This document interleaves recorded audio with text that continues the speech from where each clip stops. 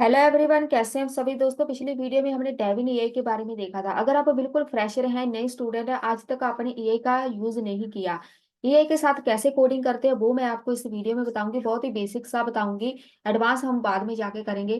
तो जहां से आपने चैट जीपीटी के ऊपर लॉगिन कर लेना है। इसको मैं लॉग आउट कर देती हूँ, आपको दिखा देती हूँ कैसे करना है लॉगिन। गूगल पे जाके सर्च कर लो चैट जीपीटी। फ्री है, ओपन सोर्स है सबके लिए, कोई पैसा नहीं देना पड़ेगा, इसलिए ये बहुत ही अच्छा ये टूल है। लॉग इन साइन अप दोनों में कहीं भी क्लिक करो, हम इस पेज पे पहुंच जाएंगे। इसको बंद कर देते हैं। यहाँ पे आप पहुंच जाएंगे। साइन अप पे आपने क्लिक करना है। अगर आपने पहले अकाउंट नहीं बनाया, ईमेल एड्रेस ऐड करो, नहीं तो डायरेक्ट कंटिन्यू विद गूगल पे क्लिक करो। मैं जहाँ पे क्लिक करूंगी, मैंने इसको ऑलरेडी कर लिया है साइन अप। अब जहाँ से डायरेक्ट क्लिक करूंगी, मैं इधर आ जाऊंगी। इनका डैशबोर्ड, दो वर्जन है इसके, ये फ्री वाला है, ये पेड है, पैसे देने पड़ेंगे। यहाँ पे हम अपनी प्रॉम्प्ट लिखेंगे। तो यहाँ से सबसे पहला बेसिक कोड देख लेते हैं। मैंने प्रिंट हेलो करवाना है, तो बेसिक कोड प्रिंट हेलो लिखो, प्रिंट हेलो इन HTML। अब जहाँ से हमें जो कोड प्रोवाइड कर देगा, हमने जस्ट कॉपी पेस्ट करना है, जैसे मैंने पिछली वीडियो में बताया था। कॉपी कोड का भी यहाँ से ही ऑप्शन मिल जाएगा, ये लिखा है कॉपी कोड। बस यहाँ पे क्लिक करो, यहाँ पे आके पेस्ट कर दो। सेव करके HTML में ही करना है। यहाँ से कर लो रिफ्रेश, तो ये आ गया प्रिंट हेलो। तो जहां से उसने बोला हुआ है कि आपने एक इंडेक्स HTML की फाइल बनानी है, ठीक है, कोई भी नाम दे दो उसको। वहां पे आपने ये पेस्ट करना है कोड। इसको एग्जीक्यूट करना है, जहां से VS कोड में सारा कोड करेंगे, रन विदाउट डिबगिंग या फिर कंट्रोल F5 से। तो पूरा कोड कॉपी पेस्ट हो जाएगा, आपका कोड एग्जीक्यूट हो जाएगा। इसे जहां पर हम खुद एग्जीक्यूट कर रहे हैं, जो डेवी नहीं है, या हमें वहां पर इतने ज्यादा काम करने की जरूरत नहीं पड़ेगी। हाँ, कोड तो हमने ही करना है, सारा प्रोजेक्ट भी हम ही बनाएंगे। लेकिन अगर मुझे इसकी आउटपुट सही नहीं लगी, तो मैं वहां से कॉपी पेस्ट करने में टाइम वेस्ट नहीं करूंगी कि मुझे बार बार आउटपुट चेक करनी पड़े। जो भी इसने कोड प्रोवाइड किया है वो भी मैं बताऊंगी कैसे। जहां पर मैं अब इसको बोलती हूँ क्रिएट 3D एनिमेशन इन CSS। CSS में मुझे कोई 3D एनिमेशन बना के दो। कौन सी एनिमेशन बनानी है वो आप साथ में लिख सकते हैं, लेकिन हम बेसिक बिल्कुल इसको बेसिक सी कमांड दे रहे हैं। ये हमारी प्रॉम्प्ट है, बहुत ही बेसिक सी हमने प्रॉम्प्ट ऐड की है कि सिर्फ 3D एनिमेशन बना दो CSS में। कौन सी बना के देनी है वो अपनी मर्जी से क्रिएट करके देगा। कोड हमारा बन चुका है, लास्ट में वो बता देगा कि यहाँ से इसको एग्जीक्यूट कैसे करना है। मैं जस्ट इसको कॉपी करूंगी, यहाँ से पेस्ट कर लो, इसको कर लो रिफ्रेश। पता नहीं क्या क्रिएट करके देगा, ये इसने एनिमेशन बना के दी है। तो आप इसको बोल सकते हैं, आपको नहीं सही लगी तो यहाँ से आप इसको और बोल दो कि मुझे 3D क्यूब चाहिए, 3D स्लाइडर चाहिए। अगर हमें 3D क्यूब चाहिए, क्रिएट, या फिर आप डायरेक्ट बोल दो क्रिएट डिफरेंट एनिमेशन। मैं इसको बोल दूंगी क्रिएट डिफरेंट 3D क्यूब,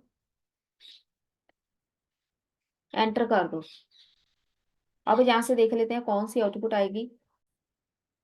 जब तक ये CSS का कोड करता है क्रिएट, अच्छा इसने एक ही फाइल में कर दिया। चलिए इसको फिर देख लेते हैं, कंप्लीट होने दो। अब इसको कर लेते हैं कॉपी, कंप्लीट हो गया। बस HTML का कोड ऐड करना है। इसकी स्पीड आपकी इंटरनेट की स्पीड पे डिपेंड करता है, कितनी जल्दी आपको आउटपुट मिलेगी। कॉपी कर लेते हैं, पेस्ट। तो ये एक 3D क्यूब बन गया, ठीक है। इसमें आप इमेजेस भी ऐड कर सकते हैं, जैसे भी मॉडिफाई करना चाहे कर सकते हैं। अब मैं इसको जावास्क्रिप्ट में बोलूंगी create code for all operators वाला प्रोग्राम बनवा लेते हैं इसके। All operators in GS। देखते हैं हमें क्या क्रिएट करके देगा। हमने इसको ऑपरेटर से बोला है, सारे ऑपरेटर्स आ जाएंगे, प्लस माइनस, जो जो भी हम करते हैं, मल्टीप्लिकेशन हो गया, डिवीजन हो गया, सारे ऑपरेटर से जस्ट एक कोड में ही आ जाएंगे। तो जैसे हम कैलकुलेटर बनवाना चाहते हैं वो भी बहुत ही आसानी से बना देगा।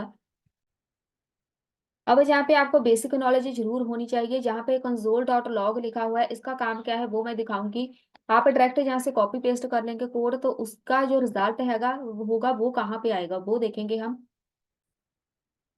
कॉपी कर लेते हैं, पूरा कोड बन गया है। ये देखो कितना बड़ा कोड है, फिर भी हाँ, यहाँ पे हमें कुछ भी टाइप करने की जरूरत नहीं पड़ेगी।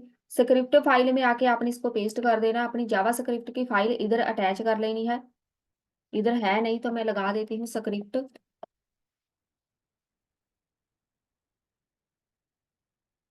अपनी फाइल का नाम लिख लो,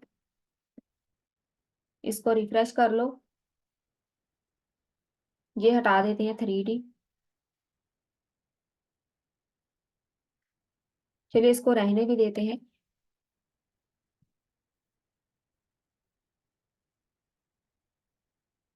जहां तक हटा देते हैं सिर्फ HTML का कोड। अब यहाँ पे देखो कहीं भी आउटपुट नहीं नजर आ रही। तो जहां पर इसने लिखा हुआ है console.log, अगर आपको बेसिक नॉलेज हो ना जावा स्क्रिप्ट की, तभी आपको पता चलेगा ये आउटपुट दिखनी किधर है। यहाँ से इंस्पेक्ट करेंगे, राइट क्लिक करके आउटपुट आएगी इसकी कंसोल में। यहाँ पे चलो, ये है कंसोल, ये देखो आउटपुट, ये सारी आउटपुट है।